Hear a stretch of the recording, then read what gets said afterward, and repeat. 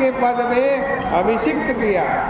उच्च स्थान पर बैठने व बिठाने के कारण उस समय सभी ने मिलकर साम वेद के मंत्रों को गाया। इसलिए स्थावर एवं जंगम स्वरूप समस्त विश्व प्राणमय है। यह प्राण जगत का स्वामी तथा सभी अंश परिपूर्ण बलों के आधिक्य से परिपूर्ण है। जगत में प्राण से रहित कोई भी वस्तु नहीं है और न प्राण के बिना किसी की स्थिति है। इस जगत में प्राण से रहित होकर के रहने वाला कोई नहीं है, अतः प्राण से विहीन कुछ भी नहीं है। अतएव प्राण सबसे श्रेष्ठ हुआ और वह सबसे अधिक बलवान हुआ। अब शंख मुनि से फिर व्यास ने पूछा, महाराज प्राण इतना बड़ा देवता है, देवताओं का युवराज है, फिर भी क्या बात है, संसार में प्राण देवता की पूजा क्यों नहीं होती? संसार में सभी देवताओं का मंदिर है, प्राण देवता का मंदिर क्यों नहीं है? तब शंख मुनि ने कहा, देखो जब प्राण युवराज पद पर अभिषक्त हो गया तब प्राण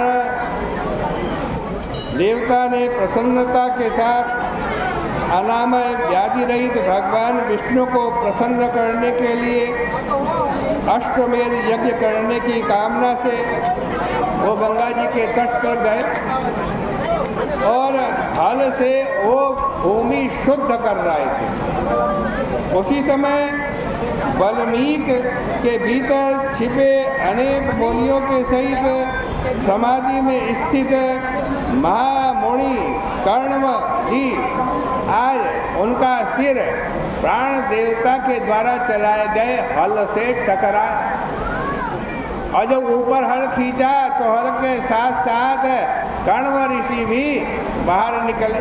उन्हें बड़ा क्रोध आया और उन्होंने प्राण देवता को शाप दे दिया और कहा कि आज से तीनों भुवनों में तुम्हारी महिमा प्रसिद्ध नहीं होगी, विशेषकर भूलोक में न तुम्हारा मंदिर होगा न तुम्हारी पूजा होगी। तुम्हारे आज अवतार तीनों जगत में प्रसिद्ध होंगे।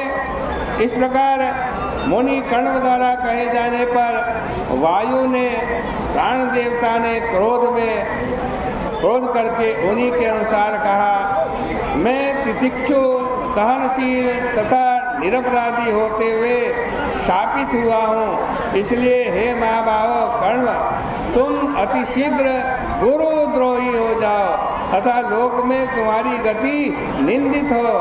इस प्रकार सदा गति वाले प्राण ने कहा, तभी से महाप्रभु प्राणदेव की महिमा लोक में विशेषकर पृथ्वी पर प्रसिद्ध नहीं हुई, न उनका कोई मंदिर है। आज कहते हैं इनके हिसाब से महात्मा कर्ण सूर्य के शिष्य गुरुद्रोही हुए।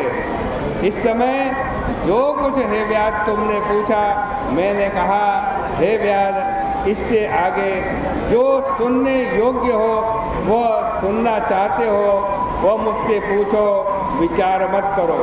इस प्रकार से आज श्री स्कंद पुराणे वैशाख महात्म्य नारद अम्बरीश संवादे वायु शाप कथनम नाम 19विंशोऽध्याय, ये 19वें अध्याय की कथा, इसके पुण्य को हम भगवान श्री के चरणों में अर्पित करते हैं। बोले गंगा मैया की जय, बोले वैशाख महात्म्य की जय।